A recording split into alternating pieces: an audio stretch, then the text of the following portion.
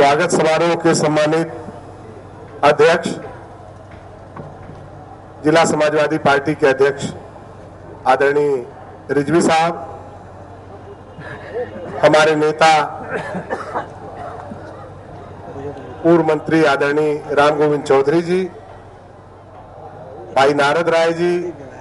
आदरणीय सनातन पांडे जी, डॉक्टर विश्राम यादव जी, आद्या शंकर जी, भाई राजमंगल जी, आदरणीय दुजेंद्र मिश्रा जी, मंच पर बैठे सभी सम्मानित नेतागण, मैं अपनी ओर से और आप सभी साथियों से आज के समारोह के मुख्य अतिथि समाजवादी पार्टी के राष्ट्रीय सचिव भाई राजीव राय जी का और युवा संगठन के राष्ट्रीय सचिव भाई दीपक मिश्रा जी का सामूहिक रूप से अभिनंदन करता हूं। मित्रों, स्वागत का जश्न बहुत सारी रंगीनियां लिए हुए भी होता है। स्वागत में कई बार बहुत मधुर तराने भी छेड़े जाते हैं और स्वागत में कई बार आयोजन ऐसे होते हैं कि रातें यादगार होती हैं, सालों लोग याद करते हैं। लेकिन ये स्वागत हमको ऐसे दौर में करने का सौभाग्य हुआ है जब हम सीधे सीधे समर भूमि में हैं। समाजवादी पार्टी के हिस्से संघर्ष कोई पहली बार नहीं आया और कोई पहले दिन नहीं आया। ये हमारी बनावट में है। समाजवादी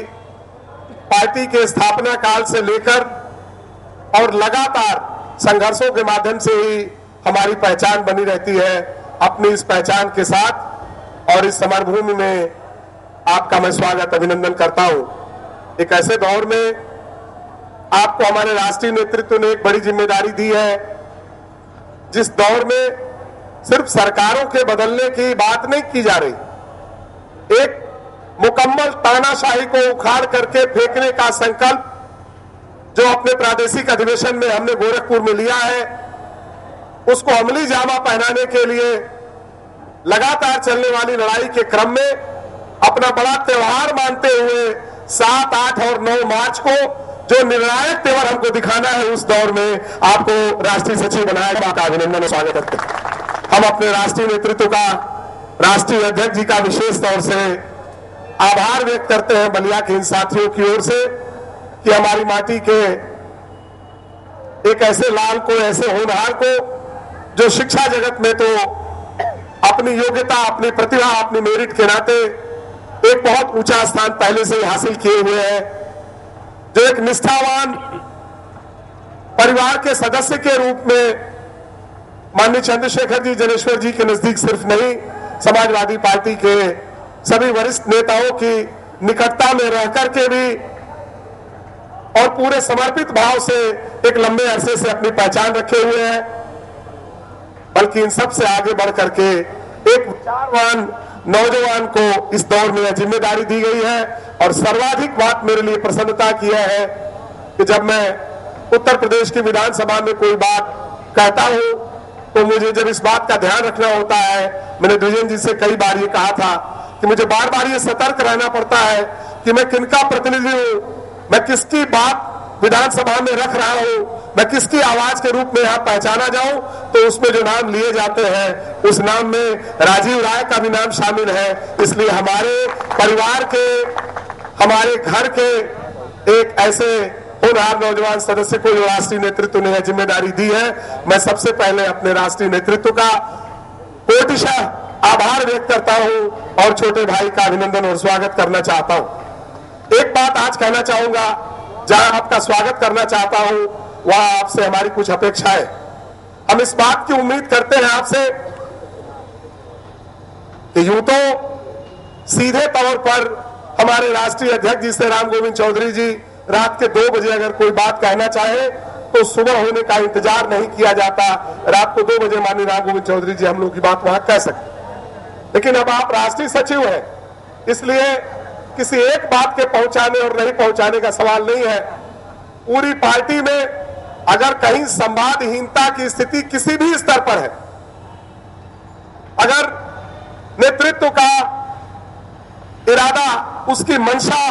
पूरी तरह हमारे पास नहीं पहुंचती है और हमारी पीड़ा या उनके दिशा निर्देश को पालन करने के क्रम में उत्पन्न होने वाली कठिनाइयां या कोई व्यवहारिक सुझाव हमारा वहां नहीं पहुंचता है, तो आप उस संवाद सूत्र का काम करेंगे और इस संवादहीनता को पूरी तरह से समाप्त करने का काम करेंगे। एक ये जिम्मेदारी आपको विशेष रूप से उठानी होगी। दूसरी बात,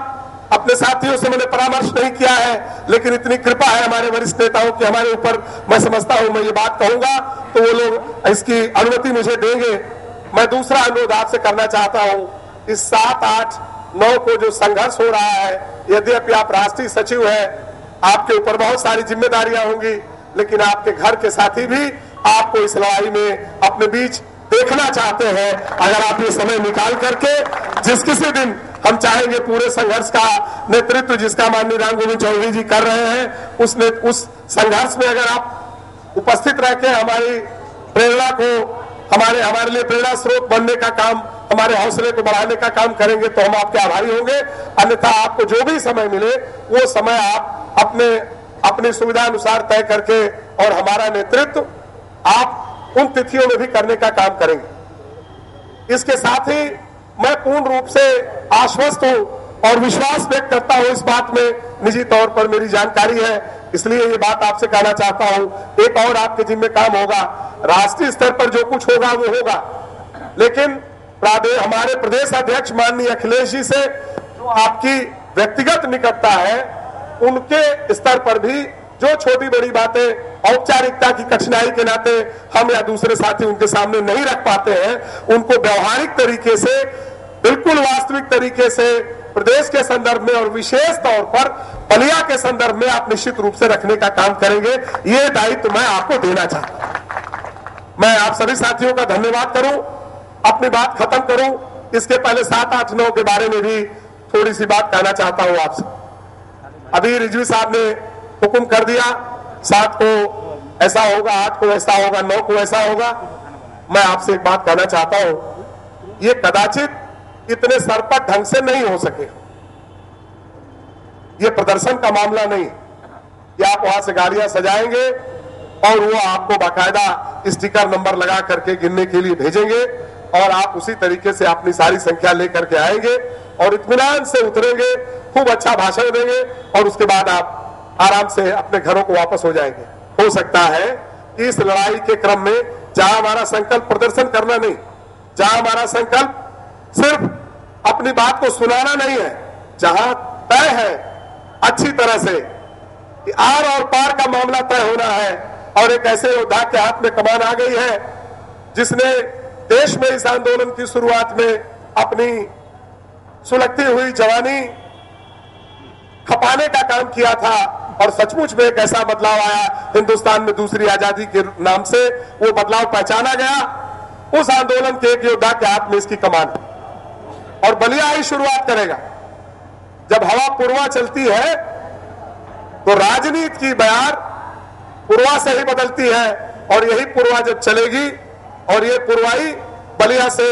हमारे नेता माननीय राम गोविंद चौधरी की अगुवाई में चलने वाली है, इसलिए ध्यान रखिएगा। और मैं अपनी ओर से माननीय अध्यक्ष जी से कहना चाहता हूं कि अध्यक्ष जी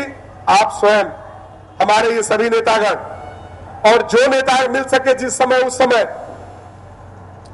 कौन सी रणनीति बनेगी और कैसे हम इस काम को अंजाम देंगे, इसको तय करने का काम आप कर लीजिएगा। नारद राय की इस बात से मैं सहमत हूं कि तीनों दिन प्रत्येक स्थिति में नेताओं को तीनों दिन अब ये क्षेत्र बांट करके और प्रदर्शन करने का मामला अकेले नहीं है। यद्यपि विशेष तौर पर जिन क्षेत्रों को जिम्मेदारी दी गई है वो तो करेंगे ही करेंगे, लेकिन जिनकी ड्यूटी जिस दिन नहीं है वो लोग भी करेंगे। और कैसे क्या करेंगे, कब कितनी तब्दीली होगी, कब कमान 1 से सेकंड कमांड पर जाएगी, सेकंड से थर्ड कमांड पर जाएगी और अपने नापाक मंसूबों को पूरा करने के लिए अगर ये सरकार कोई आजमाइश बलिया में करना चाहेगी तो हम क्या उसके लिए पूरी तरह से तैयार है, नहीं तैयार है, इन सवालों पर आपको अपने नेताओं से गहन मंत्रणा करके, और उसकी कोई औपचारिकता नहीं कि आपने पूरी मीटिंग बुलाई, उसमें 7 लोग आए, कि उसमें 13 लोग आए, कि उसमें 23 लोग आए, 3 लोग भी आएंगे तो इन 3 लोगों के बीच में भी आपको रणनीति तैयार करने का अधिकार हम साथियों को देना चाहिए। अपने राष्ट्रीय सचिव की मौजूदगी में ये प्रस्ताव करता हूं और आप लोग अगर सहमत हो तो अध्यक्ष को ये अधिकार दीजिए। मैं चाहता हूं कि अधिकार ये हमारे अध्यक्ष को ये होना चाहिए कि आप तात्कालिक तौर पर रणनीति तय करने के लिए, अगर आप कहीं दूर हैं, सनातन पांडे जी को तय करना है तो उनको आप इसका इंचार्ज बना दीजिए। आप राम गोविंद चौधरी जी जो निर्देश देना चाहे वो नारद राय को दे दें और उसको पूरा करने का काम हम करेंगे। और ये बात दोहरा के कहना चाहता हूं, सिर्फ आपके लिए नहीं कहना चाहता हूं, जो लोग खुफिया तरीके से इस बात को सुन करके समाजवादी पार्टी की रणनीति जानना चाहते हैं उनको कहना चाहता हूं, 7, 8, 9 मार्च को इस सरकार को हिंसक तरीके से पूरी तरह से पंगु कर दिया जाएगा। समाजवादी पार्टी इसको पूरी तरह से पंगु कर देगी और हम इस दौर में जो कुछ भी करना होगा करेंगे, करके गुजर जाएंगे। लेकिन इस सरकार को हम 7, 8, 9 में उत्तर प्रदेश में कोई सरकार है ये आभास इसका खत्म हो जाना चाहिए। इस तानाशाही हुकूमत को उखाड़ने के लिए जो भी कुर्बानी बन पड़ेगी हम करने के लिए पूरी तैयार है। आप नौजवानों की ओर से अपने सचिव को देना, हमारा संकल्प बहुत मजबूत और साफ है। आपकी अगुवाई इस दौर में मिली है तो इसको एक और मजबूत दिशा मिलेगी। हमारे हौसले और ऊंचे हुए हैं। इन्हीं शब्दों के साथ मैं आपका पुनः कोटिशा अभिनंदन करना चाहता हूं। भाई दीपक मिश्रा जी का बहुत बहुत अभिनंदन करना चाहता हूं। न सिर्फ एक राजनेता की तरह आचरण करने का काम, न सिर्फ नौजवानों में समाजवादी विचारों का बिगुल फूंकने का काम, बल्कि अनेक प्रकार से दूरगांव से इन समाजवादी विचारों को जन जन तक पहुंचाने का जो काम दीपक मिश्रा जी जिस साधारण ढंग से बिना कोई बड़ी बात व्यक्त किए हुए करते हैं उनका भी अभिनंदन करना चाहता हूं। और आप लोगों के साथ जो दूसरे साथी बाहर से आए हुए हैं उन सब का इस बलिया की बलिदानी माटी पर अभिनंदन स्वागत करते हुए बार बार आपका अभिनंदन करता हूं। और इसी के साथ अपने इस समर के नायक आदरणीय राम गोविंद चौधरी जी को विश्वास दिलाता हूं कि जो कुछ जैसा जब तय करेंगे पूरी तरह से उसको अंजाम दिया जाएगा। इसमें कहीं कमी और बेसी कोई चीज नहीं होने पाएगी। आपका बहुत बहुत बहुत धन्यवाद। जय हिंद, जय मुलायम, जय समाजवाद।